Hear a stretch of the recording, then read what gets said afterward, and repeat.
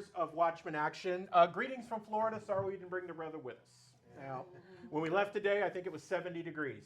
Rub it in. Again, sorry. Ah, We're here with you. What do you mean rub it in? We're here with It's going to be 80 on Saturday. We're all like, oh my goodness. Still not rubbing it in, but we looked at the weather and I called Bill and I said, hey, what's going to happen?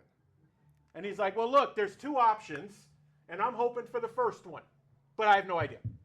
So not better or any worse than the weatherman. But guys, thank you for being here this evening. We know that you could be doing any manner of things and we're glad that you chose to come and spend time with us. So we're going to walk you guys through at a high level what our training entails for Watchmen Action. We equip the church to engage the culture. That's what we do. We're going to show you guys what that training looks like with the hope that you'll want to continue down the path because we're here for the next 5 days, that you would attend one of our longer form trainings. They run about 4 hours, but I can certainly guarantee you it is worth your time. With that, a common question we get, who are these folks? So RC and I met 11 years ago. We've been married for 10 years. We just celebrated our 10th year anniversary. Yay. When we met, we were both doing market research and competitive intelligence for our clients, right? And we started to realize that, you know what if we built a technology that allowed us to be able to do that market research even better, right? So we built the market research technology. And as we built the market research technology, we were doing all this market research for people, we started to see things that were concerning us. And we were like, how do we start talking to our brothers and sisters about what's going on? So we started becoming writers. So we started publication number 1 called Ripped from the Headlines. And we started telling people, okay, this is how the news is lying to you. This is what they don't want you to know. This is what the propaganda is, because you really need to understand what's really going on, right? And then we started touring with a couple of pastor groups, and we realized that there were people that had, right ambitions. They really wanted to be able to do something, and there were people that had great tools to be able to help the people who really wanted to do something, but the two never met. And we were all like, what is going on here? The other thing we learned was that it was hard for the pastors to have conversations about hot topics like transgenderism, transhumanism, one world religion, one world government. So we did 2 things specifically. Number 1, we started a second publication called We Are the Watchmen, where we started talking about these things because we said, you know what if we wrote articles about these hot topics? And we said, church, we're going to support you in having these conversations because We Are the Watchmen literally has verses throughout the publication because we wanted to say, look, the world is telling us this thing over here, but Father tells us that thing over there. Right? We have one foundation of truth, and that's Father's foundation of truth. So we started talking about what is Father's foundation of truth and what is going on. And then we were like, okay, now we need to move the church, right? Because we're at the point where we're chemically castrating little boys. I'm sorry, I tell people all the time, you may be stewarding that child, but that child belongs to Father. It does not belong to you. And when we, the church, are sitting back, and we've gotten to the point now, like your prayer was spectacular, right? Talking about we've lost control, right? Back in the 50s and 60s, the church was the center of the community, right? And the family looked so different. Then all of a sudden, all these different things started to happen. I don't have to go through all the history. I think all of you know the history about how we got to this point. But now it's time for us to go, okay, how do we take back our communities? So we wrote the workbook, Watchmen Action. And I'll go more into why Watchmen Action, but we literally said, we the people can do for our communities. We don't need to wait for the government to come in and do for us. We've become, we're sitting back as the church, right? We need to be the church and do what we need to do. So we were like, you know what? We obviously need a workbook so people know how to be able to activate their community, to do what they need to do inside the community. Because we were sick and tired of going to all these different events and eating the rubber chicken dinner, right? Tired of going, and then we leave, and everyone's all pumped up, and nobody has a plan. Nothing happens after that. I was like, I just can't do that. You're talking to a girl from Brooklyn, New York, who went to John Jay College of Criminal Justice. My degree is in forensic psychology. Yeah. And I'm looking at what's going on here, and I'm like, I don't like the psychology of what's going on. How do we change it, right? We need to get the church going. We need to get them to be able to advocate for what's important to their communities so that we can start taking control and our voices being heard, and that we've got a plan to be able to do that. Yeah, so everyone know who Bill Federer is? Historian? Okay. So Bill Federer is an amazing historian. He actually sits on our advisory board for Watchmen Action. Bill shared something with us a while back when we had him on our show. He said, you know, when we first started this grand experiment called the United States, there was a town hall. Interestingly enough, the city business and the church business took place in the same building, often at the same time, because that's what you did. So we have a foundation of how we got here, right? If anybody has seen the Pilgrim statue outside of Plymouth, you know exactly where we're supposed to be going, which is why they never talk about it in the media. Because it's kind of scary when you're a globalist and you want control, and the answer to all of that and to combat that is in one place. But I digress.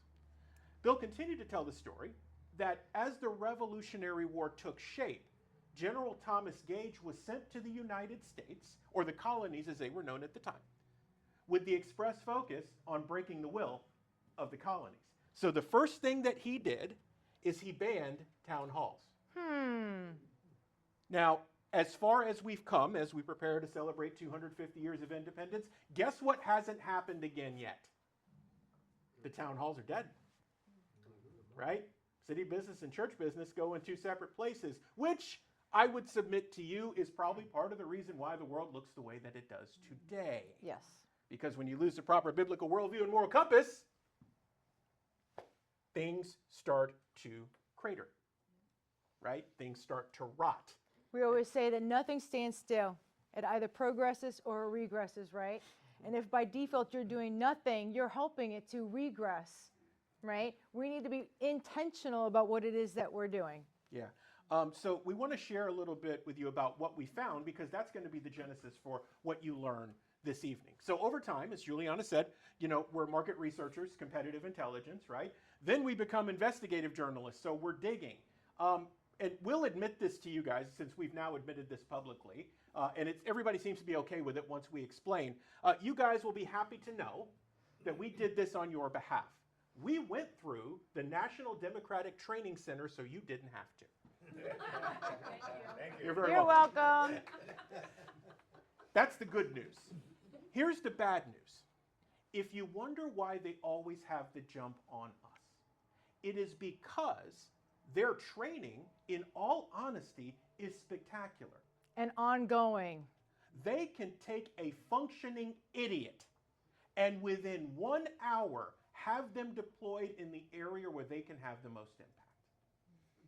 Okay, that little book that's up front there that we have for you guys, if you'd like to grab one later, Empowered to Act, is actually the antithesis for Rules for Radicals, because after that experience for us, we're like, the answers are all in Rules for Radicals and nobody's going to read it on our side, so we just need to put it together. So we wrote Rules for Radicals for us, the Patriots. It's in our language and how we would want to hear it, but it literally is their plan.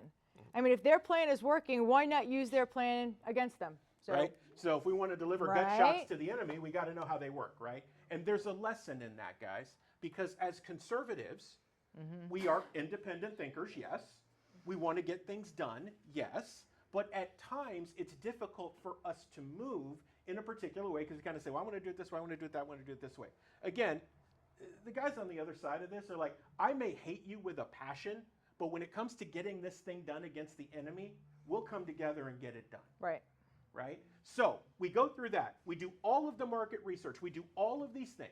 As we put together the Watchmen Action training, we came up with 3 areas that you have to be absolutely solid and brilliant in to win the battles on the issues that matter to you guys most. Now, we're in Florida. I know you understand that to be a conservative bastion. It's not quite that. Okay? The county that we live in in a soon-to-be 15-minute city. We're about 7 miles outside of Orlando, northwest, right? Little city called Altamont Springs. We're actually going to do a huge expose on where we live because we have to. Yeah, our county has been historically red. It will turn blue in this next election. Yeah. That's Florida. Okay, you guys are in a slightly different battle, but you know it's coming, right? You know how the other side operates. So here are the 3 things that we found that you've got to do exceedingly well if you're going to win this battle. Oh, there we go. Go ahead, Juliana.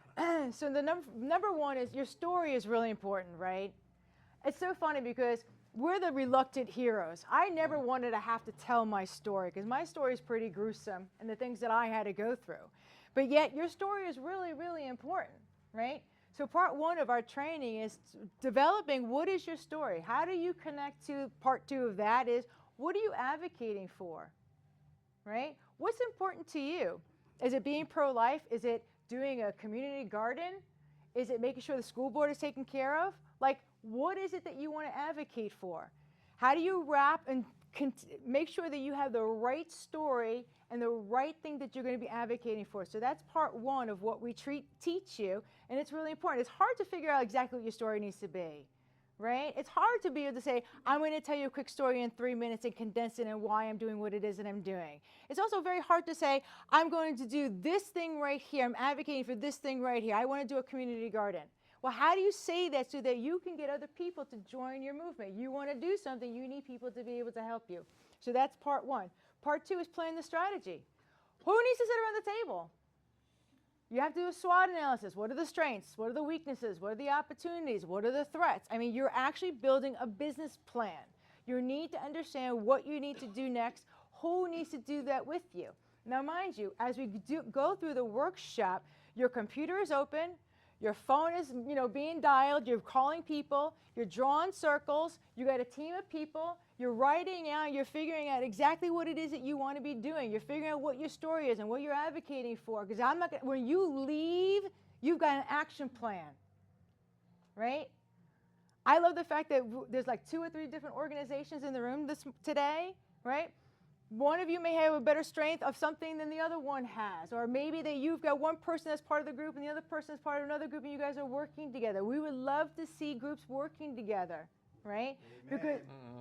Because together we can figure out what we need to do. We have to build the strategy. If we're in silos, we're not working together, we're not going to have the best results. Because I promise you, the Democrats are doing it against us. Julianna, just one thing on that, though. And let's be brutally honest. We're not all good at everything. Yeah. If we're brutally honest with ourselves, right? We have to do this all the time because of the business that we're in, right? It doesn't matter for a client of ours on the research side whether we like or dislike the result. That's not our job. Our job is to tell them the truth of whether there's a gold mine there or there's a landmine there. And if the news is bad, we're like, listen, you're not paying us to give you good news. You're paying us to tell you the truth. If we are honest with ourselves, we all bring pieces of the puzzle together. And if we work together cohesively, which, by the way, is what Father wants, that's in the Bible, that's biblical, then it works. But we've got to be willing to do those things. Sorry. So part 3 is move the needle. We talk about what are the different tools that you need, what are the different platforms, what are the different organizations that you need to be working with to get your agenda to the point where you hit your goal. We want to make sure that you have your strategy, that you have your benchmarks, that you know what exactly that it is that you're going to be doing when you leave the workshop. That's critical. So when we do this third part, and we'll come to it a bit later, but I want to highlight it now because I think it's important. All of you have probably been through this experience at one point or the other, whether you're dealing with city council, county commissioner, you're in Harrisburg, and you're dealing with legislation. You have a group of people together who all are trying to go in the same direction. Things are going well. You have a plan and how you want to attack it. The challenge is the group hasn't properly assessed where everyone fits best. So here's what ends up happening, because we watched this happen in Tallahassee, which is Florida state capital, doing lobby days. You've got the person who should be running air traffic control back at the office, making sure appointments get scheduled and everything like that. You've got them going and talking to legislators. That's not their strength. So what happens? The person who's supposed to be handling air traffic control is talking to someone. Guess what's not getting handled? One missed appointment with a legislator leads to 5, leads to you not getting anything done. Yep. Okay? So you don't want your best face person and your best talker sitting behind a desk. You want them at the state capitol, wherever they need to be, talking. And you want the person who runs air traffic control to be running that so all the trains run on time. Is everybody good so far? Make sense? Okay, great. So let's take a look. We're going to break down these different keys to victory for you guys and talk about them a bit and talk about some examples. So, step 1. Essential question, how can I leverage my personal experience to move the needle on an issue I care about? So we literally help you develop your story, right? It's so simple, from the beginning to the middle to the end, right? What's your moral? What's the moral or the lesson? What are the signs, the setting, the sounds, the colors, the emotions, and the atmosphere? Because you want to pull people into your story. I know this sounds like kind of like, what? Like, this is part of advocating. Like, this sounds so silly. You're really going to make me do this? You're going to make me pull together a silly little story? Let me tell you, this is the most important part. Oh, it is. If you get this wrong, everything else is wrong, right? That's the reason why Father tapped me and said, Juliana, you need to tell your story. Your story is pertinent to what it is that needs to happen, right? Everybody has a story. That's the reason why we're standing here going, we don't like what's going on. So how do you build the story correctly? So it sounds like, I don't really want to do this, but you know what? That's what we have to do. We have to build the story, right? What are the obstacles or the defining events that were important to you? And why you decided to say, you know what? I'm going to get involved. I'm going to do something. My voice matters. Mind you, my husband and I were on a trajectory to be able to help young kids. We wanted to build businesses around them and their concept. I'm sitting outside and God says to me, excuse me, but I need you over here because you're never going to be able to help those kids if we don't have a country. And he said, you need to pivot what it is that you're doing to make sure that you're doing what I need you to do. All of us have made some kind of sacrifices because we're here on a Monday evening. I mean, what's today? Thursday. Sorry. It's been a long day. Yeah. Right? But we're out here on a Thursday evening. Why? Because there's something going on that gives us a dis-ease about what's happening, and we need to do something, and our story matters.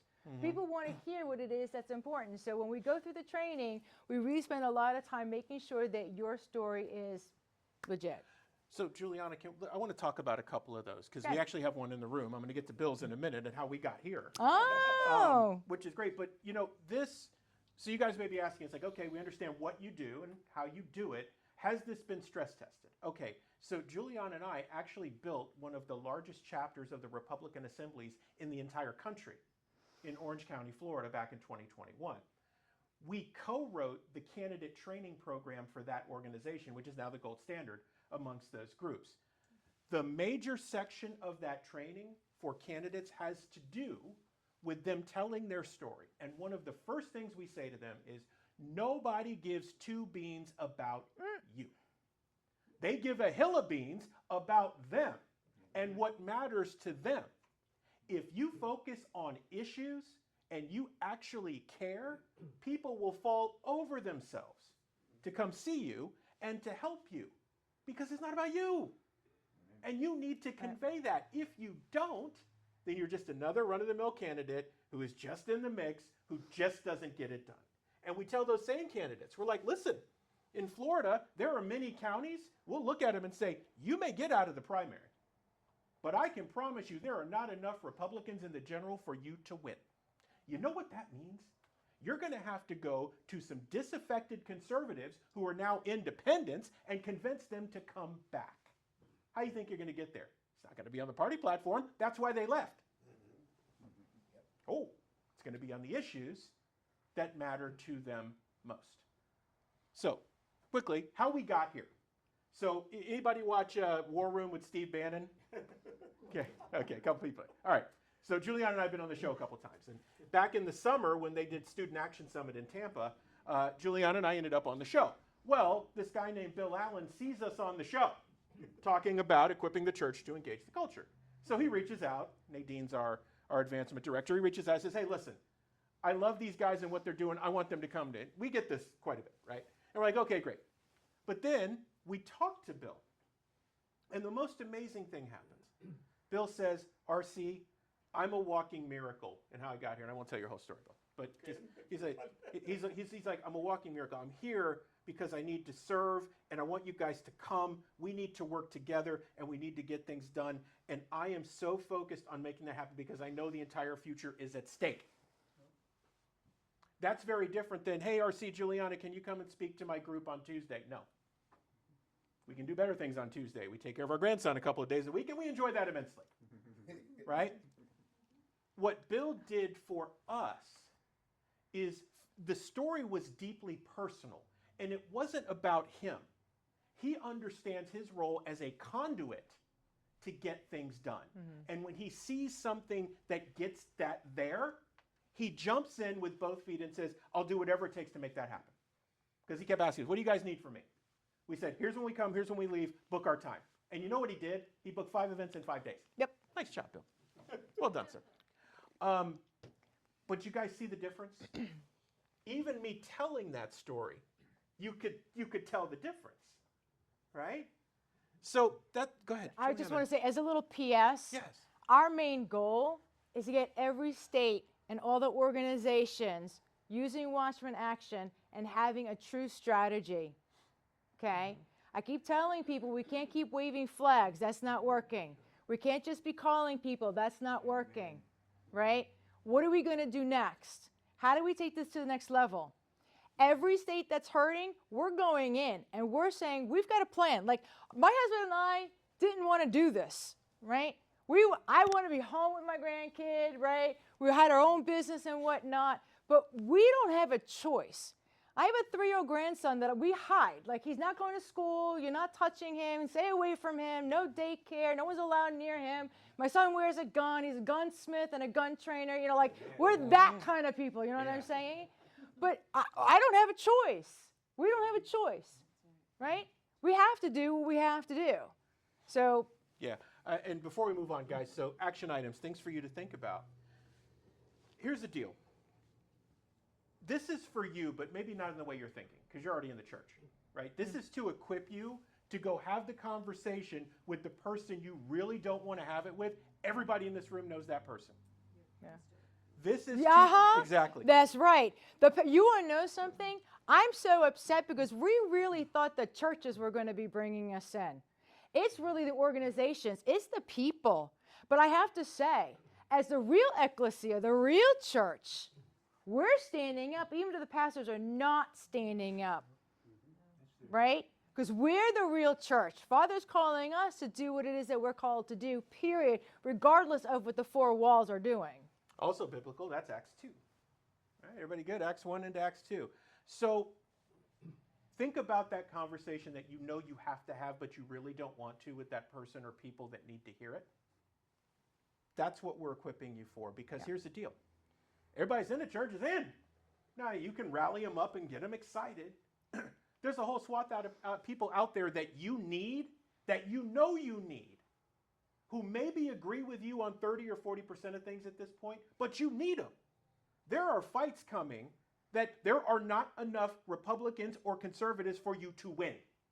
You are going to have to help independents who want to agree with you, okay, to come back over. What does that story need to look, feel, and sound like to convince them?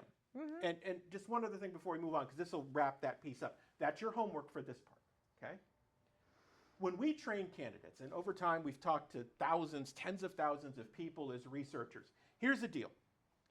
No matter how much information you give a voter, I don't care if you beat them with a mallet over the head 15,000 times.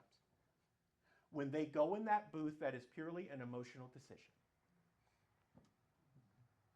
What story do they carry into the booth with them? That's your job. Everybody good? Anybody want to go home yet? No. I always ask.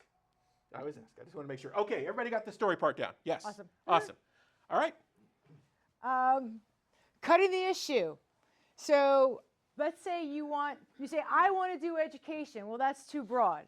Well, I want to talk about the library. Well, that's still too broad. I want to talk about the school. Okay, we're narrowing it down, right? I'm going to talk about what's going on in the library, narrow it down and say, okay, here are the 10 books that I want to really replace, right? So when you cut the issue, it's like you can't talk about something grand. People want very small, focused action items. What exactly are you doing? What does that mean for me? And why should I get behind what it is that you want to do? Okay? So cutting the issue down and making sure that you know exactly what it is that you need to be doing, what's most important, where to put your focus, where are the leverage points. How do you add? How do you multiply by adding? What does that mean? How do you do one thing and there's a ripple effect? What's the one thing that you can do that will be able to say, I'm going to have a major impact in what it is that I'm doing, right? I don't care what it is that you want to start advocating for. What I care about is that you know exactly how to advocate it and that you know how to wrap your story around it. So there are two components to this, right? The first one, and we actually teach this too, is do you know the difference between a Republican and a Democrat when it comes to voting? I'll give you a quick one. Dave, can I pick on you? Okay. So here I am as a fellow conservative, right? Dave, are you registered to vote? Yes. Great. See you on election day. Now let's flip the table. Now I'm a Democrat. Dave, you registered to vote? Yes. Where's your precinct? Which office? Oh, just so what do you? There's a county commissioner election coming up. Where's your precinct? District 3. District 3. You know what? I know you work late. They're open until 8 o'clock on Tuesday nights for early voting. Do you have a way to get there? Yes. Okay, if you don't, and you need me to take your ballot. But Dave, let me help you. I can get you a ride or whatever. I just want to make sure that we get it done so that you voted, right? Because these issues matter to you, right? Do you guys see the difference? Those guys are willing to go the last mile to make sure, even if it means cheating, which doesn't make it right. But there's a lesson in there on how we engage. It's not enough to ask, guys. You have to keep asking because you don't know what the trigger is going to be to open the floodgates, right? And if there's one person, there are going to be 10 others. Because now you're going to spark curiosity. Who is this person asking me all these questions? I didn't even know there was a commissioner election. And I hate the guy that's running. I'm a Democrat, but I'll vote for Republicans. I hate that guy. You would have never known if you hadn't kept asking questions, right? Okay, so cutting the issue. You guys see we kind of narrowed down. One other one, and Bill, we did this with your group. We did a remote training for Bill back in October. Voting integrity is their base. We said, guys, you're too broad. Yep. Let us give you an example, and this will be someone you all know well, of exactly how this should work. Everybody knows who Charlie Kirk is, right? Okay, we're not fooling anybody. Okay, great. So, you know, Charlie Kirk was very involved in the 2024 election. Actually, it was a lot of Turning Point's work that swung that election.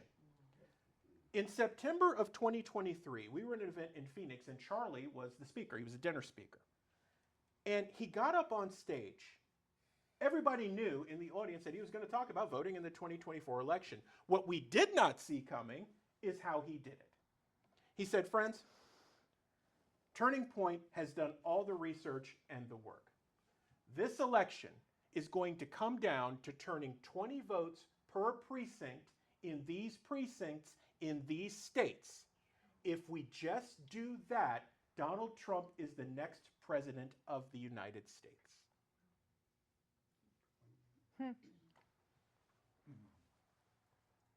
Whoa. Go ahead, man. You're good. Go ahead, please. Well, how did he figure that? So, what Turning Point did is, because they were on the ground, right? Ballot chasing had become a thing for them. They got on the ground and they figured out precinct by precinct how many votes they would need to flip a precinct. And they said, all right, we don't need 25 states.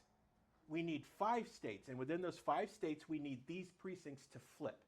If we can just get 20 votes in those precincts per precinct, that's enough to win.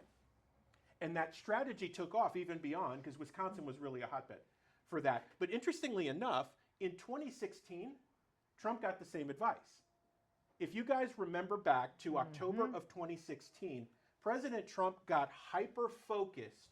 His message was always on point. He kept going back to the same 5 states and the same 5 cities in the same 5 states. Because what he was told is that this is won, this is lost. If you focus here and you just beat the drum here, you got a shot. He flipped Massachusetts. I mean, he did it, right? He executed. I know. Like, we're sitting, we're with a bunch of friends that night thinking, oh my God, Hillary Clinton's going to be the next president. Wait, what? the whole time I was like this. Oh, dear Lord. Oh, Lord. Right. A friend of ours was working in Trump Tower that night, county. He called us about an hour before Florida went for Trump. He said Trump's going to win Florida, and it looks like that wall is going to push.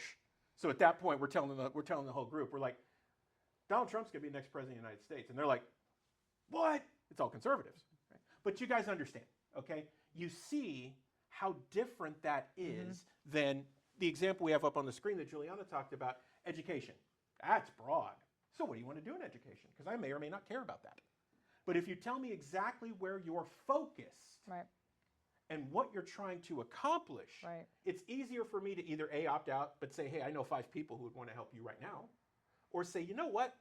You've convinced me that gender ideology in Lee County, Florida high schools is a problem because I got grandkids there. I'm in. Make sense? Everybody good so far? Yep. Keep going? Sure. Let's do it. All right. Key to victory number 2. So this is what's called the SWOT analysis. Who's seen a SWOT analysis before? No one's seen a SWOT analysis before. Okay. I know Dave. So real quick, ready? When you're looking at a situation, you need to look at it from different points of views, right? So when you look at the situation, you want to write down, what are the strengths? If you do a certain something, what is positive? What's strong about that? What are the weaknesses? If you do a certain something, where are your weaknesses? Where do you need to fill the gap because you know, oh my gosh, I need a special person or I need someone to do a certain thing because that's a weakness. Number 3 is, what are the threats? Well, if you do this thing right here, somebody come against you, another organization's going to come against you, is there going to be another candidate, right? What threats now open up to you because you're trying to do a certain something, right? And then you look at the opportunities. Well, if I do this certain something, what will happen? What's all the opportunities? How do I know that if I do this thing right here, what will come from it? How do I multiply by adding? How do I make sure that when I do this certain something, I have my fanny covered because I know exactly what my strengths are. I know what my weaknesses are. I know what the threats and how they're going to come at me, and I know what my opportunities are. So I know what moves that I need to make. It's all about developing the strategy for yourself. Yeah. Every congressional office or state house office that's worth their sand has one of these up in some way for everything that they're dealing with, right? Including their fellow legislators. They got to know who they can go to, what levers they can pull, and stuff like that. I was in Tallahassee That's right. Tuesday night speaking. We're partnered on an AI and education symposium with a group, and the legislators they're always jockeying. They're trying to figure out what they can get, what they can't get, whatever, right? Part of your responsibility is hold those people accountable, right? When they know you're watching, if you don't keep an eye on the people you send to represent your interests, I promise you they will represent their interests. Guess who that's not good for? You. But when they know you're watching, our legislators know we're watching. And they know we have no problem writing about them. Not just when they do bad, by the way. When they do good things, we will write. We'll cover that too. We're like, hey, this is actually a great move. Doesn't matter who it is. It could be President Trump all the way down to the dog catcher. Doesn't matter to us. What matters to us is the truth. And are you doing the job that we sent you to do, public servant? We had one House rep that we helped to train, get elected, and within a year of him being up in Tallahassee, he said, the seniors are telling me that if I don't follow through and do what they want me to do, that I won't get another election. I won't win. And I'm like, then you don't win, right? You go do what we asked you to do when you went up there. About 6 months later, he comes back and gives us a report. He's got 5 things on the agenda. When he gets to number 5, he gets all twitch, all jittery. I'm like, what's he going to say? We're going to have individual helicopters so we can go flying around. And I'm like, if I ever heard a globalist agenda ever in my entire life, that was it. And I'm like, we sent you up to Tallahassee, and this is what you're coming back and telling me you're going to do? Not a bad man, by the way. But Pastor. He's a pastor. Pastor. Not a bad man, but you see what I mean. So likable that people figure, all right, it's getting done. And we've worked very closely with him. We got gold and silver is legal tender now in the state of Florida. We actually worked hard to get that legislation passed last year. Took us a couple of years to actually get it done. But we worked closely with him. He was the sponsor of the bill on the House side. It is very easy, though, for those things to happen. So for you guys, as you look at this, because you know the other side does this too, the people who you're competing against for votes and trying to move things forward at every level are doing the same thing. Your homework on this guy, pretty easy, right? Just a T, and then you write the four things. Whatever you guys are doing, whether it is individually, within your group, or when your groups come together to work on something, when you figure out what that something is and you hone in your story, you have to be brutally honest when using this. If it's a weakness, and it took us years to figure this out in our business, really, and even in the ministry, it's taken us time to do that, is being brutally honest about strengths, weaknesses, threats, because there are a ton of them, and opportunities. Yep. But when we are, it works. The fortunate thing for us is that we're not in a bubble. Our legislators and whatnot are kind of in a bubble, so they think things that are not necessarily 100% correct, where we the people are coming together and we're really the consensus, not up in Tallahassee or not in DC or, right? It's us and what we're wanting to have happen. That's where the real consensus comes in, and that's what the voice needs to be heard up in our state capitals. Yeah, and we'll get to other stories during the Q&A, but this is important, guys. Like, if you're going to win these battles, I know you guys have some fights coming. Yeah. Serious fights. If you're going to win those battles, you've really got to get serious, and you've got to run it like a business. So a quick survey, what issues are you most concerned about right now? Stacey Garrity getting in as governor. Oh, Oh, Yes. okay. I've heard that. I agree. She needs to get in. I've heard that name. This We're not from here. package of abortion bills, our House just passed, that they're going to put it in our Constitution, that abortion. Wow. until And the Senate shot it down. Yeah. Wow. They tried to do that in Florida, and you know what's crazy? Is the only reason that it didn't pass is because the prior year the legislator put in a 60% threshold on amendments, and it came into like, what, 57 or 58%? Yeah. And we told people, you didn't win. You know that, right? Yeah. You just staved off an execution. You didn't win. You didn't get a clemency. Yeah. But so now they've got a package of bills they're trying to get through. About 5 or 6. And they have someone running in Allentown, Salisbury. His name is Robert Smith, and he could be the guy to flip the Pennsylvania House if he could get in. Oh. A special election February 24th. Oh. So they have a lot of, they're doing a lot of phone banking and things like that. Mm-hmm. Wow. So these are, I'm glad that you asked, because these are so important, right? What's happening? What is the enemy trying to do? They're trying to codify, because they know if they can get it into law, it's almost impossible to untangle it. We have to be focused on the same thing. And if we're going to stop them, in a case where you guys have a Democratic governor in this whole thing, you're fighting a battle in a slightly different way. If you can make it practical enough for someone who may not agree with you, they'll say, you know what? Yeah, that doesn't make sense to me. And that's all you need. You just need to pull the thread. If you get that part right, you'll end up having Democrats saying, no, it doesn't make sense for me. I don't like that. And that's what you need at this point, right, in order to get that done. But you have a candidate who can flip the House. There was a story in Michigan like this. So the Michigan House in the prior term was +1 Democrat. This is a true story. The reason that it is +1 Democrat, in the district where this was happening, there was a church with a congregation of 700, conservative. The majority of them didn't vote. That House seat was decided by 350 votes. The balance of power in Michigan State House was decided by 350 votes, and a 700-person church, almost nobody voted. Tight race, balance of the House, that matters, doesn't it? If you hyper-focus on that importance, people who otherwise wouldn't engage will likely engage. Yes, ma'am. I'd like to say what concerns me is I was a member of the ELCA, and I apologize to anyone else in here who is.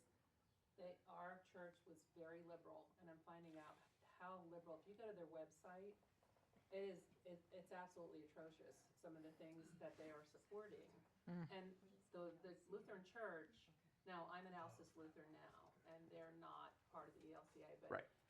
And it's totally different. But some of the things that they're supporting bringing in the illegals and Correct. and abortion. There, I actually found an article on the website that they, okayed abortion when it might be okay to have. I was this was after we left. Right. I was absolutely appalled. And the bishop over COVID spoke during our sermon, and we were actually, all essentially called white supremacists. I looked at Vanessa and I said, did she say what I thought she said? So Right. I'm gonna leave. I have to leave. If they can tag you, they can bag you, as the old saying goes, right? That's what they try to do to you. So So I mean, What- that's part of the issue. we're familiar with this story, by the way. So it's like the church has left the people. It's like the Democratic Party left the Democrats. Remember the Blue Dog Democrats, where they were easy to work with? Where's the Democratic Party? Now I need to say, the Republican Party's leaving us. You know, in August of 2024, that the Republican Party is no longer pro-life. They're now pro-choice. Oh, my goodness. Change the stance behind closed doors. There's actually a video out of someone knocking on the door saying, well, why did you change it? Like, we can't do that. Right. And it's like, well, we're not going to stand for it. Do you know the response they got from the party? Where are you going to go? Where are you going to go? So the church literally has abdicated its role. You know, we're at the point where people are sitting in the pews and saying, it's okay to kill a baby in the 3rd trimester. I'm sorry, you're demonic. You cannot tell me you're sitting in a church, you're a hypocrite. You're a hypocrite. You can't. The Bible says, thou shalt not kill. Do you guys know who Trevor Loudon Oh, is? yeah. Okay. Absolutely. Trevor's a great friend of ours. And Ozzy. yeah, enemies within the church. If you have not seen that documentary, he actually talks about how we got to that point, how they infiltrated the clergy, Yep. right? And so it's a vigilance issue. Now, you guys are fighting political issues, but in this example, you have to understand, taking a line from the movie The Matrix, Agent Smith is everyone and he is no one. He's everywhere. And you have to be vigilant with that, and you have to be bold enough, which, I mean, everybody in this room is bold or you wouldn't be here, right? You have to be bold enough to call that out, but not just to call it out, because I don't want you yelling like a blue-haired progressive at somebody for no reason. You call it out, and then you tell people very quickly why it makes no sense. Well, that's part of your story. Yes. Right? That's Right. why you have to develop your story. I'm sorry, I didn't give. Go ahead, please. You had another. Oh, no, the only thing I was going to say is, I think that, me including, people need to learn how to debate these things. Yes. Right. And because Right. there's so much Trump derangement syndrome, Right. that, you start talking and the wall goes up, and how to deal with that. You're a racist. You're a racist. So we were in Naples a couple of weeks ago on a Monday night, speaking at a Republican club, and the head of the county rec, after we were talking about AI issues, threats, and opportunities, right? And we had made the statement about, in part, it was about governing by fiat, which is a problem. You never want to govern by executive order. That's a problem, right?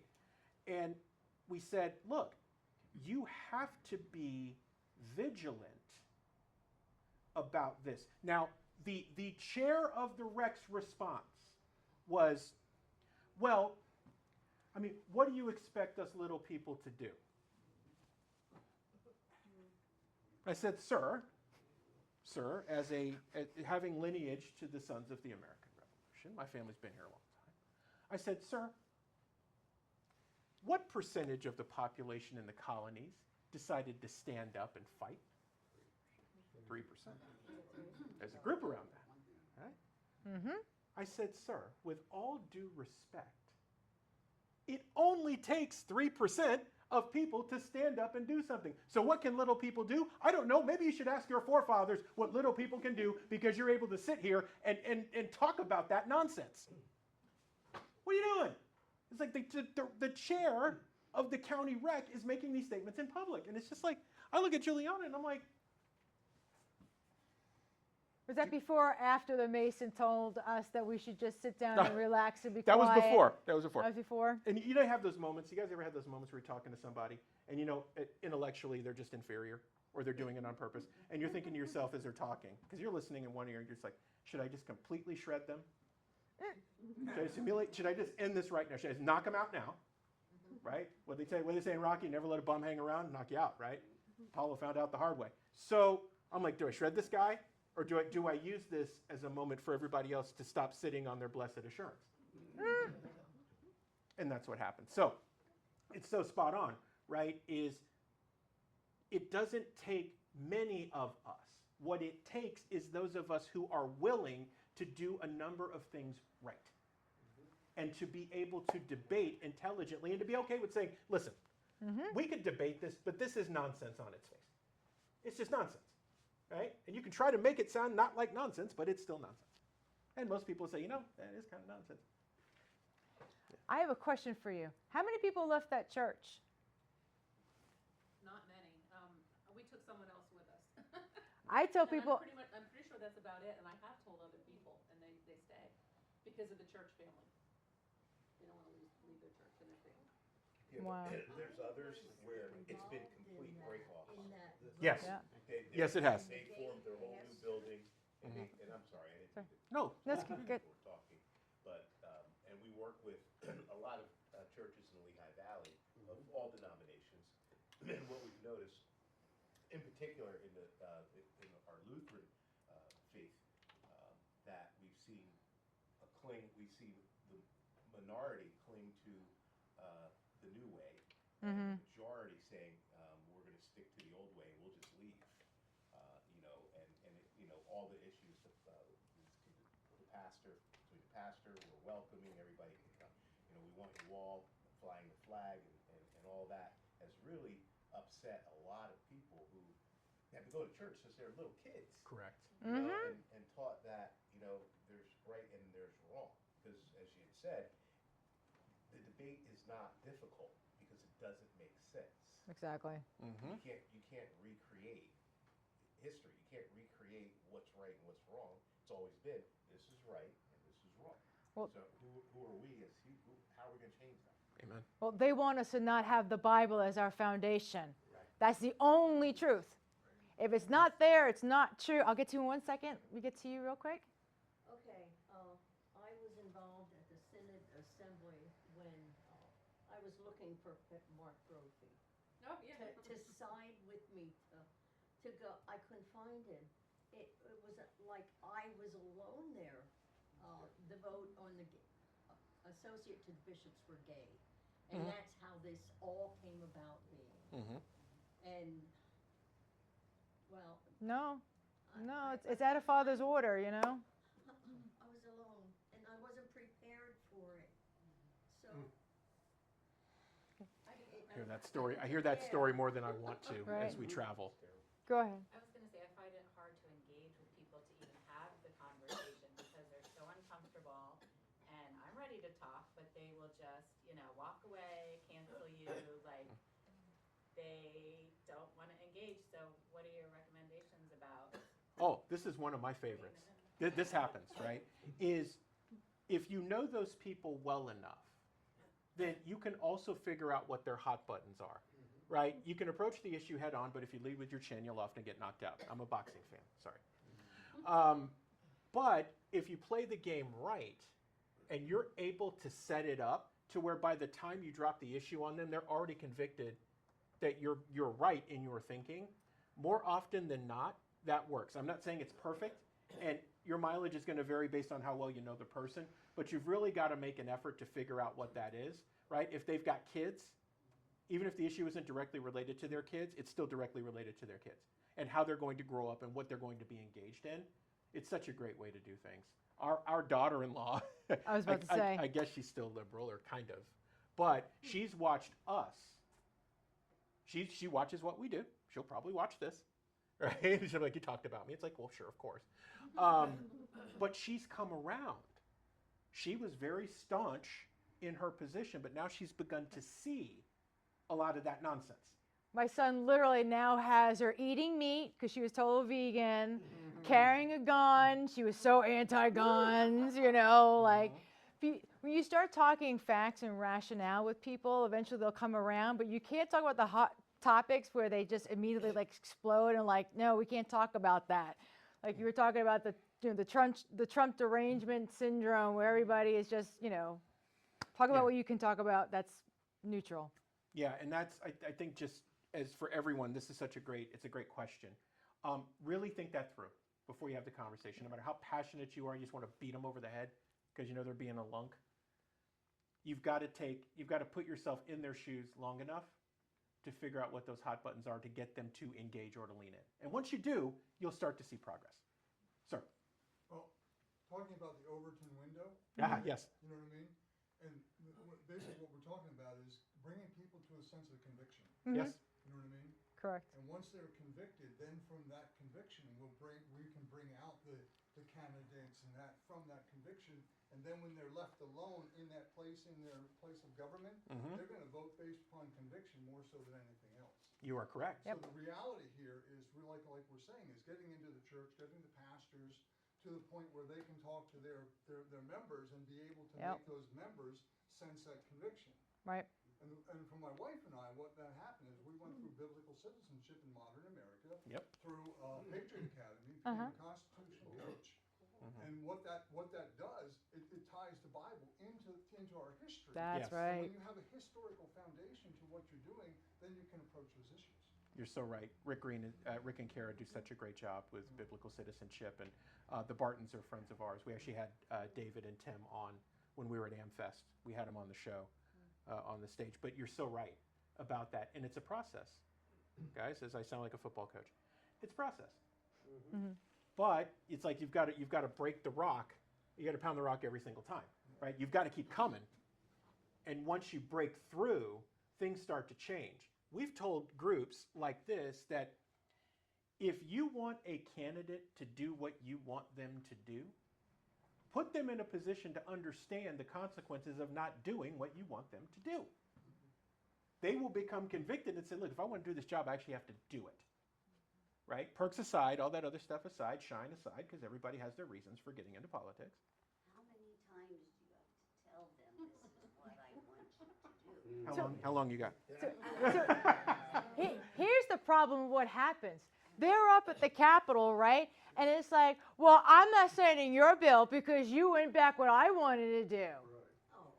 And we literally went up to Tallahassee and we're talking to our reps and they're like, I'm having a problem because I wouldn't support that person's thing over there. And I'm like, really? Like, I mean, it's all about what you guys want, a tit for a tat. I mean, how old are we? We in kindergarten or something like that? Yes, you are correct. Now we're 5, yes. Now we're all 5.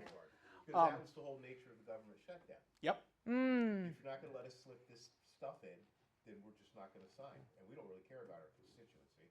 We don't care if you're hungry or all that. And then the people blindly say, well, yeah. I'm down with that. Yeah. And how do we railroad that? It's a funny side, and then we'll move on. We're the plane circling. We're going to land it here shortly. One of the things, and I don't advocate this for anybody, by the way, but one of the things that I found interesting and funny at the same time is when LBJ used to use the Johnson treatment on people. Now, can't stand the guy. That was the devil incarnate. This guy's like 6'4". LBJ is a big guy, and he would kind of lean in on people a little bit. And talk to him, right? Real Texan. He's a Southerner. And boy, did he get things done. Hubert Humphrey used to tell a great story about how he got the Johnson treatment and changed his mind. That said, I just thought it was funny. It's like the ability to convict or convince. You don't even need to lean in on somebody. If you're making sense from nonsense, even the most diehard in-the-wool nut job is at least going to stop yelling long enough to hear something that you have to say. Everybody good? All right, you guys are doing great. So, key to victory 3, you got to move the needle, yes? I'll let you take this one. Okay, so, a couple of things up here, right? If we're going to win any battle, you got to start with the end in mind, right? Good project management and project planning.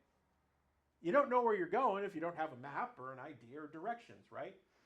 Whatever you want to do, lay out and declare that's the thing that you want to accomplish. We need the Pennsylvania State House to be +1. Now you're starting with the end in mind. That's the end goal, right? We've got to get this guy elected, and we've got to flip this balance of power, do whatever we got to. Well, if you didn't do that, you say, well, yeah, we should get Robert, we should do this and that. There's no end goal in mind. Going back to your story, right, and cutting your issue, if you're too broad, I just want to get that guy elected. Why? Well, because if we don't, the balance of power in the State House is going to go upside down. Thank you. Now I know exactly what we need to do, and I know why you're doing it. So you've got to start with the end in mind. What's the ultimate goal? And be focused. Etch it in stone, and then lather, rinse, repeat.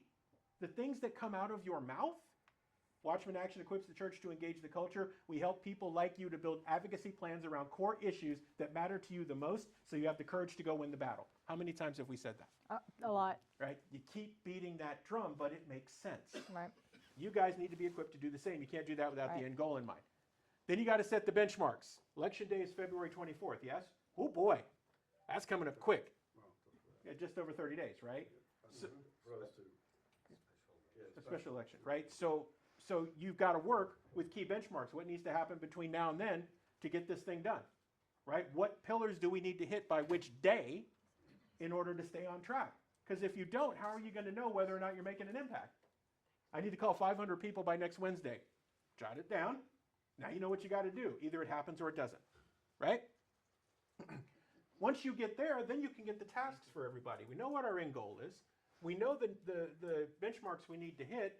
Now, what does my crew look like? Do I have my best face and my best talking head going and talking to people? Do I have my best air traffic controller running things at HQ so the trains run on time, people are getting to their meetings, we're talking to who we need to talk to, and things are actually getting done? Right? That's it, guys. Whatever the changes you want to happen, if you're going to fight that battle, 3 steps. You got to start with the end in mind. Right? You got to lay out the benchmarks when you need to get somewhere by when. Because Bill told us what time we needed to be here tonight. Either we made it or we didn't, right? But if he just said, That's hey, you guys benchmark. just come on. You guys just come on. Well, Bill, what time does it start? 6. Well, what time do you want us there? Just come. We'd have walked in. You guys have looked at us and said, who are you? Oh, wait, aren't you speaking? I thought you'd be set up by now. Make sense? Right? That's it. And then you get the tasks assigned to the right people. Everybody good? We're almost there.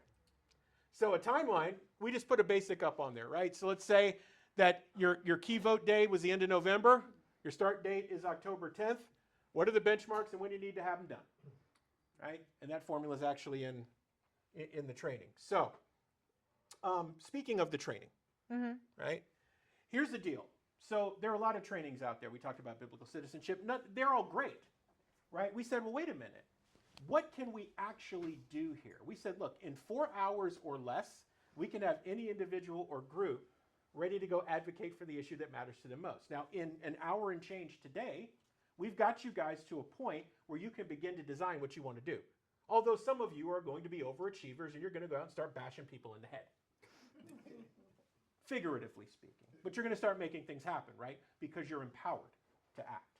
And we do that in the regular course. Over 4 hours, we actually do these exercises, and you do some of them together, right? Like tonight, you have a blueprint. I see a lot of notebooks out, which is great. You guys have a blueprint of the things that you need to do, right? You've taken some notes on steps.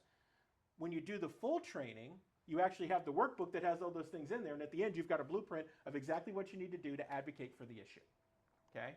Our heartbeat is to be able to come in and help you guys do what you guys do best, okay? We want to be able to come into the different organizations, families, community centers, wherever they need help. We want to be able to come in and say, we're going to help you build a strategy plan. Because nobody needs to be sitting on the sidelines. If we all know what we need to do, we all can have the courage to take the action steps that we need to do what we need to do. Yeah. So, speaking of which, people always ask us, so we just put a slide in the presentation, right? What can I do? And we came down to the 3 things that we feel like make the most sense. You can use your knowledge, resources, and relationships right now to win any battle you want to fight. You may not believe me, or you may not believe us tonight, but I guarantee you that you have those things available to you.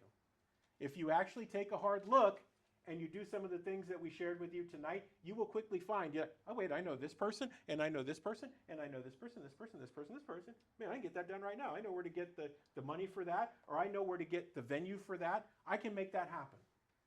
I just didn't know it until it clicked.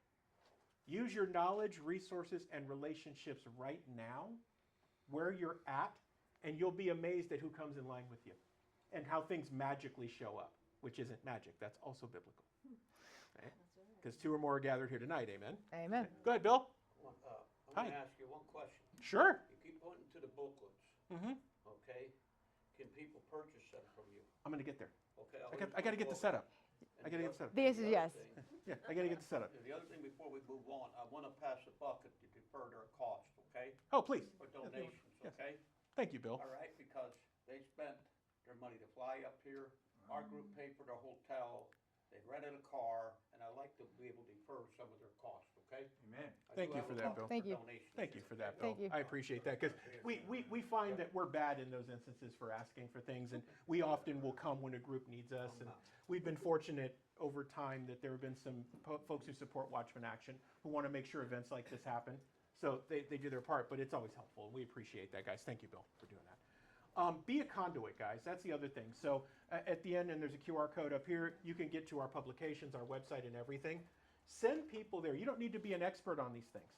A lot of the work that we've done allows you to say, man, I saw these two crazy people from Florida the other day, and they talked for like an hour on stuff. You just have to see it. You just have to see it. Okay, I just can't tell you. Be a conduit. Drive them to it, right? Or if all else fails, just send them our way. Just say, listen, I can't do any better than they can. Let me get RC and Julianna on the horn for you. Let's get a meeting set up so you can actually hear what they have to say, because you need to hear what they have to say. Okay? So those are the things that you can do starting right now. We normally tell people that if you take an action when you're in a session like this, if you take one action, if you write one note, if you send a text, if you send an email, if you do something, you are in the 90th percentile. There is a 9 out of 10 chance that you will continue doing that thing. If we let you get out of here without taking an action, you won't do it.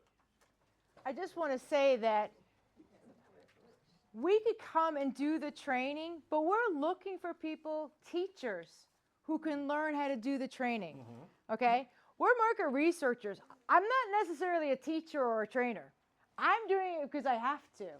But I bet you there's at least 1 or 2 people in here who can go, you know what? I've been a trainer before, or I'm a teacher. I can learn this and I can teach. We're not looking just to be the people to come in and be like the experts and do all the training and stuff like that. We wrote the workbook so you guys can take it and go use it, right? Please don't wait just on us to be able to come and help you. If you've got a teacher, please have them call us, right? If somebody says, you know what, I want to be able to learn your training so that I can bring this to my congregation or I can bring this to my organization, please, I would love to meet them. Amen. And that last part, right on time. So here are our asks. Some of you guys have already done this tonight. Please support the Watchmen Action mission. You can obviously do that with your donations. Checks, credit cards, all of those things are fine. Also our materials. So the book, Empowered to Act, those books are $15 a piece. We've got a bunch of them for the group if you'd like one. Our training curriculum.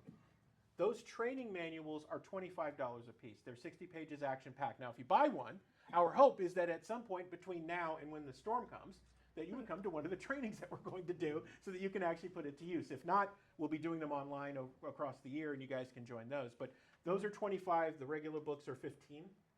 That's a great way to do it, as Juliana said. Also, if you feel empowered to act and you want to become a Watchmen Action trainer, we are more than happy to train you so that you can say, hey, RC and Juliana, I come back for a special thing, but I'm doing the training. We want you to do that. Yep. We have to launch a lot of ships.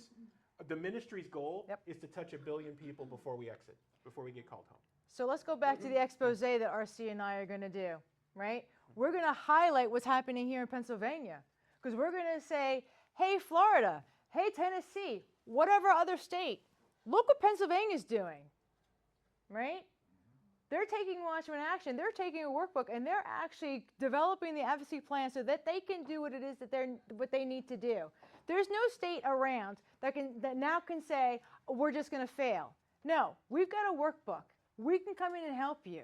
You can take it and go do what it is that you need to do to be able to move your community forward. Because remember, when Jesus was walking the planet, the government didn't take care of the people. The people took care of the people. We've just been disempowered. Well, there's enough tools out there like biblical citizenship, right? Where we can say, hey, neighbors, the 5 of you, come on over. Let me start the play button so we can watch biblical citizenship. Hey, neighbors, we're having an issue over here with our development. We need to do something about it. Hey, we've got the workbook now. We can figure out exactly what we need to do to make sure that we can take care of what we need to take care of. There's no reason anymore for us to sit back and go, oh, the government's not taking care of this thing over here. When the big storm came through in the Carolinas, the government was like, oh, it's going to take us months to be able to take care of the roads. What did you think all the neighbors did? They got their tractors, they cleared the roads. They were like, we need to go get to the people. You can't be waiting for the government to come in and go do what needs to get done. we can do it ourselves, Right? right? That's it. That's it. I mean, okay. And that's 2 and 3, really, right? Help us build more correlations. You guys are going to go out in coalition and go Yep. crazy and be like, hey, when can you come back? We want you to do that. And if a group needs our help and you know it, don't be afraid to introduce us, right? Especially if it's a church. We love those. Yeah. Yeah, we love having those conversations. Either they're convicted or they're convicted. It's only 7:15. We have 45 minutes for whatever conversation or questions. So I'm gonna stop here and do Q&A, but before we do that, so Okay. okay guys, real quick. So I'm gonna put that up for a second. We are historically bad because we get so into what we do. We that never take our, pictures. Our team, we never take pictures. They yell at us. Would you guys be okay if we took a selfie like with all of you together? Are you guys okay with that? Okay. Vice versa too, right? Oh yes, awesome. Yeah, we'll do whatever we need to do. That's fine. Yeah, I'm happy to do it. So, okay, Hi. how am I doing? No. All right, Go out further. out Yeah. further. There we go. There All right, everybody wave. Awesome. Okay, I did my job on that now. And you guys, yeah, we'll take pictures and do whatever you guys want to do. That's fine. Thank you for coming when you didn't have to. I know there are other things that you guys could have done tonight. God bless you guys. Thank you for blessing us with your time and your energy. We appreciate it. We're here for questions. We will stay as long as you guys want and answer whatever questions or do whatever you'd like. So thank you. I'm sorry. You mentioned you're doing trainings while you're here right now, correct? Yes, yes, ma'am. So when are they? There's one tomorrow afternoon, Bill. The one that starts in Philadelphia tomorrow and then North Philly, it's on our website, Pennsylvania Integrity Network. You go scroll down the calendar, you'll find it. We're getting there, we're gonna get there at 3 o'clock. We're Right. gonna start it all by 4 o'clock and we have 5 hours, so we're gonna have a break for a dinner for you. Oh, awesome. Okay? So we actually have one tomorrow, Saturday, and Yeah. Sunday, Hopefully. if weather permits. We're in the city of Chester. Mm-hmm. On Saturday afternoon from 12, we gotta be out by 4. That's fine. And then, as long as we can get into the church on As long as we Sunday, can get in, baby. we can get in, good. Don't We're be gonna with have me. our event in Bethlehem, and that starts at 2 to 6. That's a 4-hour session. And we go in the back of the church, okay? It's actually at a church, okay? The Yay. one on Thank you. tomorrow night, okay, the afternoon to the evening, is in a church in North Philly. Awesome. And then on Monday night, we're in Cotman in a church with pastors that are willing to step out, willing to preach the message, willing Yay. to outreach to the cities, okay? Awesome. I've been doing work for 5 years in Philadelphia. I've been in the street 5, 6, 7 days a week a lot of the times, in the ghetto, going to the people. They do understand what you're talking about. Oh, yeah. The issues. And we are winning there. We have over 40% Republican in the city of Philadelphia now. People don't understand it takes work. Action plans. Yeah. And it works. So we're around for a couple of days. Yeah, we're, It's interesting that you said that people who've been hurt are really stepping up. Right. We noticed that. We went to an area where the restaurant was being hosted, was being taken care of by ex-convicts and whatnot. And they were just like, they listened to our presentation and was like, oh my gosh, we need you. Because they're feeling the effects of what's happened. You know, they're the ones who were on drugs and went out stealing and stuff like that, and the parents weren't there. So they understand that their communities have been, you know, hurt, right? And they're going, how can we help you, Watchmen, so that you can help the people in the community do what needs to get done? Let's just say, I watched this that day on Steve Bannon for a 3-minute clip, and I said, I gotta meet these people, I gotta talk with them. I seek out and find how to connect with people. I don't care where they're at in this country or in the world.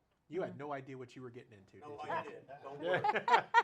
If Steve Bannon was gonna have you on, I'll be at CPAC just to be at the war room. Nice. I'll make contacts there at the war room. I Nice. bring them contacts back, and we're gonna develop stuff. If we can get a little break, we're going to try to sneak down and see Joe Allen. I was with him Good. Tuesday night. Oh, Yeah. he's a great man. Yeah. Was that good? Did that answer your question, ma'am? Well, if you can't physically be there, could you do it as like a Zoom situation, or are they? So we're going to record all of these sessions, Bill. I know you're going to do that too, but we're going to do it as well. So like tonight is recorded. We'll have that for you guys in case anybody missed it or you want to share it. We're going to record all the trainings So you'll have everything. So you can go back and watch at your leisure, and we'll make those available to everybody. So we're happy to do it if you can't make it, because we understand. Sir. Just before the question, a general comment. I read an article today about the Mississippi Miracle. They were 49th, their fourth grade reading, 49th in the country. They're now Great story. 14th. Yep. They Wow. call it a miracle. But the people involved with it said it's not a miracle. It's a Mississippi Marathon. And that's what this is. This is a marathon. It takes a lot of work. Yep. And, it takes years even to get something done. My question was, I have a legislative committee, and 3 of them are actually here. It's always, what's the best impact to our legislators? So do we go after issue by issue? Establish a relationship ahead of time? Or one person says, it's all party votes right now. What only matters to get Republicans elected. What do you think? Oh boy, yeah. I got this question Tuesday night from somebody who was a lobbyist that was at our event that we did. It depends on the person. So you guys are going to know walking in kind of what you're dealing with. If you've got a vanity issue with a legislator, you're going to have to work through that, right? Whatever it is, it's going to have to puff up his or her ego enough for them to move for you. Here's the good news on that. While that may be the case, that also means that they tend to be empty vessels, which means you get to fill them with what you want. Okay, that's the good news. It's the way the game is played, guys. And again, this is biblical. I'm not just making that up, right? If you go and read the Bible, you see this over and over and over and over again, right? So it depends on who you're dealing with. Then it depends on the issues that are most important to you. So here's the thing. Yes, you need to put them in a position where they feel like it's their idea. But you need to temper that with the fact that they represent you. And what somebody said to me Tuesday night in Tallahassee was, no matter how much gravy you put on those mashed potatoes, the thing that they respond to is force. One of you calling isn't going to make much of an impact. 1,000 of you calling Will.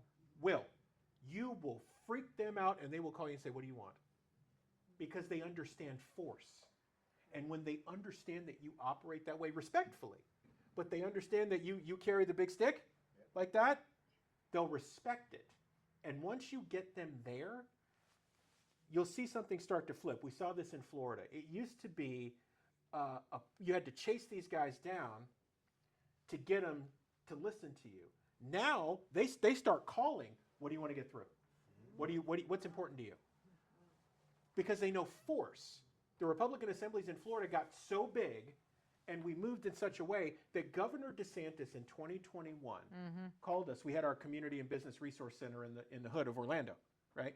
They called and they said, will you guys host all the grassroots leaders from around the state for a listening session? Governor DeSantis is going to send his leadership team in for 3 hours, and they're just going to open the floor for what you guys want to get done, okay?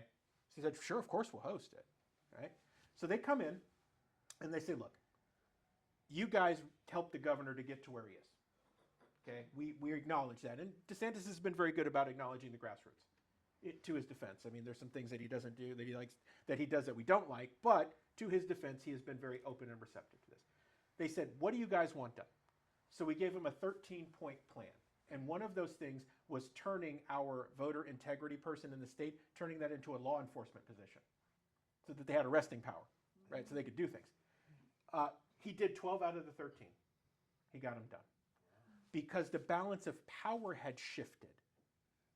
As the assemblies, we had actually aggregated all the other grassroots groups. So when we moved on something, everybody's group sent out a call to action. Everybody's group made the calls, sent the emails, goes to Tallahassee. They were just buses, right? They were just doing bus after bus after bus. They get everybody from the state strategically, wherever they could get to, and then they get them to Tallahassee. Yep. And they noticed that. So DeSantis notices it, and you know what happens when the governor notices. Maybe not your state, but whatever. Whoever's in charge. Then all the other legislators start to notice, like, what is that thing? And they start moving. Long answer to a short question, sir. But that's the way that you've got to do it, right? So understand who you're dealing with. Help them understand, kindly, please, respectfully, what issues matter to you and are going to matter to them, whether they want them to or not, and then aggregate your efforts to move in force. Because remember, the vanity and everything like that, the only thing that they will acknowledge and respond to is force. Can you imagine if we got all the churches to come together? Or I should say the churches that are not putting the LGBT flag up? Game over. This would be over tomorrow. Yeah, it would be. It'd be over tomorrow. Thank you for your question. Yes, sir, please. So how do we get the 1,000 people to make a phone call? Oh, my. Since I've worked on a lot of different things and have seen very little results. I think we need to go where they want to go, right? Not everybody wants to make a phone call. Great. If you don't want to make a phone call, then figure out what you want to do, right? How do you participate? Are you a business that can do something? Or you're a person that knows somebody, you can make connections? Not everybody has to make phone calls, but everybody can do something, right? So let's figure out what you can do. Can I tell the AFP story? Go ahead. Okay, so this is what Julianna's talking about, right? So we have a good relationship with our Americans for Prosperity office in Central Florida. They actually donated an office space to Watchmen Action. They're great folks. I still teach a class every month called Tech Savvy Seniors. Okay, these folks have been coming for years now, but and we do it and we get together. So here's what we discovered. Like you're asking, oh, everybody wants to make a phone call. AFP kind of lives on phone calls, and we said, wait a minute, there's a better way to do this. So we started teaching them X. We have a bunch of like 60, 70, 80-year-olds. They're all coming together, having a grand old time, learning from him, and they're all tweeting. It's like so fun, but it's effective. Aggregate force. Yep. They turn a group of 15 into a group of 1,500 online. Yep. Formula-wise, to the point where the legislators are like, oh. They're like, oh, the Tech Savvy Seniors are at it again. Oh. All right. But what happened is the Florida, the state AFP office acknowledges the fact now that they were wrong in their thinking and that this is an effective way to go as well. And they've started to lean into it. So there are things that can be done. So they're doing less phone calls and they're doing more tweeting? They're doing less phone calls and they're doing more tweeting and other social media. Because here's the thing.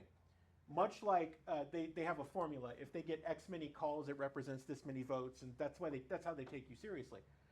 They take social media even more seriously. X specifically. Specifically X. If all of you in the room got together, if we spent an hour together and we put together a plan of who you wanted to target with what message, and you all just started doing it out of here, before you know it, you'd start getting thousands of views, and then people would start sharing it, and one of you would get a call from your legislator. What are you doing? Yep. What did I do? Or what do you want me to do? Okay, uncle. What? That's called flooding the zone. Flood the zone, yeah. Right? The left talks about this all the time. We need to flood the zone. What does that mean? Whatever you want people to think and to be thinking about and talking about, you flood the zone with that information. So now we want all the legislators, we're going to flood the zone and say, look, we're all coming together. We're all saying in one voice in unison, this is what we want.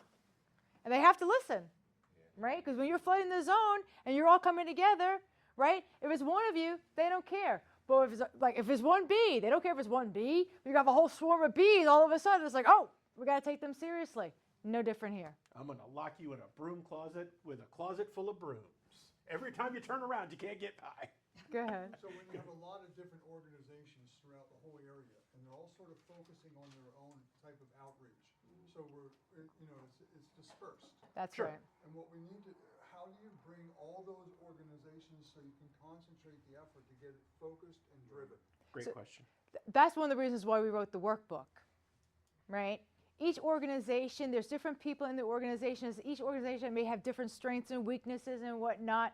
But if all of y'all can come together under we need to develop a strategy. I don't care what organization you're a part of. We now have a workbook where we can do a strategy. Let's come together with all the different organizations and figure out who can do what and what levers we can pull so that we together can move forward. Because when you guys are all fractured, then it's like infighting, and then look, that organization's doing that, and that organization's doing that. It's like, can we just come together under the issues, right? Can we come together under something needs to happen, and we are the ones who are going to have to do it because nobody else is going to do it. It's going to be us. It's always us. It's always the people that are always like there. So Julianna's so spot on. Think about think about the hub and the spoke model. So if you think about that model, it actually works both ways, right? The hub and the spokes go up, but the spokes can also feed the hub, which is what keeps the wheel working. I'll give you guys a slightly different context. So imagine that all these groups are out in fracture, right? And everybody has something that's important to them. If you're the one that aggregates them together and says, hey, listen, we've got to get this done or none of the other work we're doing is going to matter. Okay, fine, I follow you. What do you want me to do? Well, here's the good news. Here's what I want you to do, but whatever comes out of our combined effort, you guys can use those tools and resources and that formula for your efforts.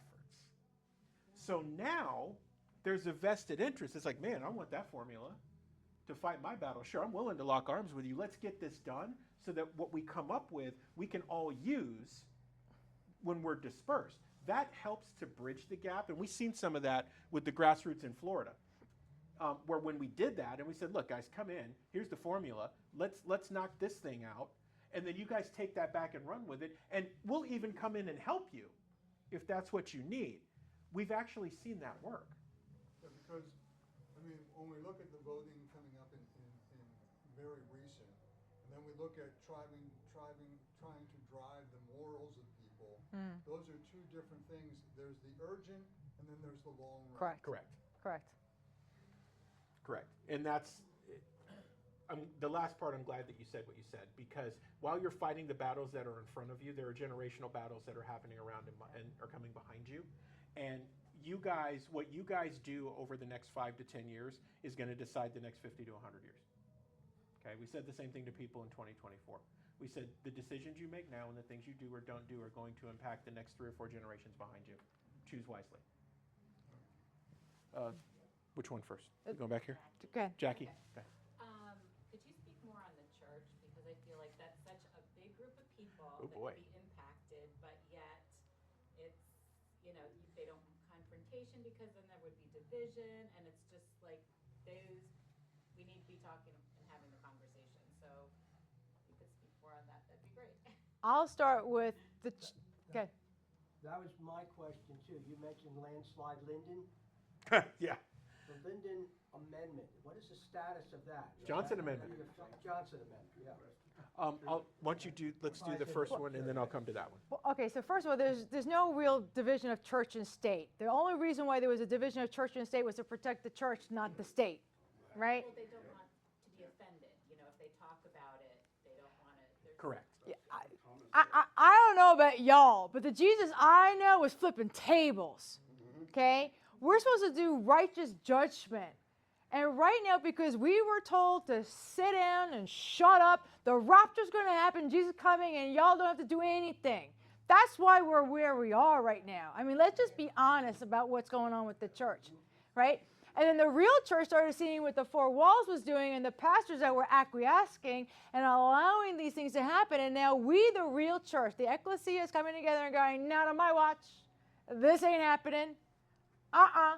Right? Because as a Gen Xer, right, I stand between the baby boomers and the young guys. And I'm like, the young guys, they're looking for the what's next for my country, right? We got to speak to them because they're actually really conservative. The media wants you to think the young generation are all with blue hairs and, nose piercing. It's not true.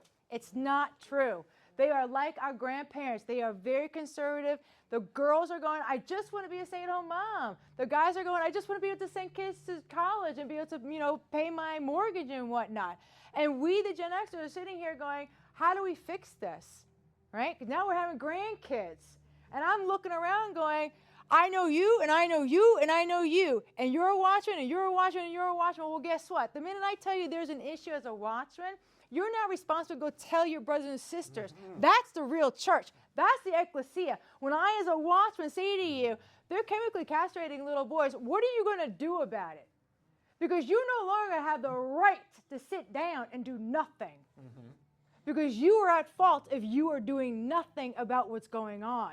That's what got us here to begin with. So the real church has got to stand up. Yeah. Those that sit down and continue to go to a church that goes, it's okay to be a gay, it's okay to kill children. I'm sorry, that's not a church. But everyone's okay to talk. Can I? They have to, you know what? We need to get so bold. And that's why we're doing the expose. We're like, we live in the middle of a 15-minute city. We already know they want to take away our cars. My commissioner told me right to my face, we live in the busiest intersection of a small little town. Uber was launched in my little city. Uber, a globalist company, was launched in my little city. Why? Because my city manager is a globalist. So now we're saying, we the church, we're going to blow this up nice and big so that the church can really see that two ecclesias are standing together and saying, not on our watch. We're going to make sure that the government understands that we're pushing back, and the ecclesia now has somebody that they can go behind and say, you know what, the Watchmen, they're market research people. There's a reason why they're yelling from the rafters. If we're writing publication, last 10 years of our life has been about this, and preparing the church to be able to say, we're taking our rightful place. We are not to be complacent. Complacency is the reason why we've gotten here. Not speaking our truth is the reason why we've gotten here. You can't call somebody to the church if they're not really supporting what Father says. Oh, sorry. Yeah, and look, you can't sing louder. That didn't work before. It won't work now. And yeah, I'm going to lose half my congregation. Listen, you're going to lose half your congregation anyway. Yeah. You just need to decide which half. But we can promise you this. The half you lose will triple by you speaking biblical truth. We've seen it happen time and time and time again. And you may not be able to have that conversation. We are more than happy to have that conversation. Well, right now we're at the point where people like all of us are looking at the church going, where are you? And a lot of people are now unchurched. We actually were unchurched for a year and a half until we found a church. It was a home church called Ecclesia Church. And we were like, you're a home church? You have 3 different homes? That's fantastic. Let's open the 4th home and the 5th home, because that's the way church was supposed to be. And we're saying, church, how do we all come together to do church? This is real church. Real church is not going on Sunday for an hour. Church is doing life together. Church is like, you know, I'm a family, you're a family. We're going to come together because we're having an issue or because we're going to celebrate something. That's real church. It's not Sunday morning at 9 a.m., right? It's when we come together and we talk about life. Ma'am, I want to come to you in a second, but sir, I want to get back to you because you asked a great question about the Johnson Amendment. So Lyndon Johnson and the Johnson Amendment. So Lyndon Johnson decided, because a nonprofit tried to tank an election for him, that he was going to make sure that nonprofits could not talk about politics or churches. And this ended up coming over to churches, but it really wasn't intended for them in the first place. But by convenience and acquiescence, this became the Johnson Amendment, the thing that basically said churches cannot talk about politics. Are you guys familiar with Liberty Counsel? Have you heard of Liberty Counsel before? Matt and Anita Staver are a husband and wife team. They're attorneys. They're undefeated at the Supreme Court on issues of life and things like that. So Matt has actually done a breakdown on the Johnson Amendment and how it makes no sense, to the point where before this thing finally got neutered, he said, I'll break down the exact amount of hours you can actually do it every week, and guess what? They roll over if you don't talk about politics the prior week. You have more time the next week if you want to get technical. The Liberty Pastors Group, ran by Paul Blair out of Oklahoma back in 2008, 2009, they wanted to challenge the idea. So here's what they did. A group of pastors, there's probably 20 or 30 of them, every week they recorded their sermons and they talked about politics and they sent them to the IRS, begging them. Do you know what happened? Nothing. Nothing. So we knew, we're like, the Johnson Amendment is null and void. It doesn't make sense. You can do whatever you want. Like, they can't do it. And President Trump finally got that codified, where he basically said, this is nonsense.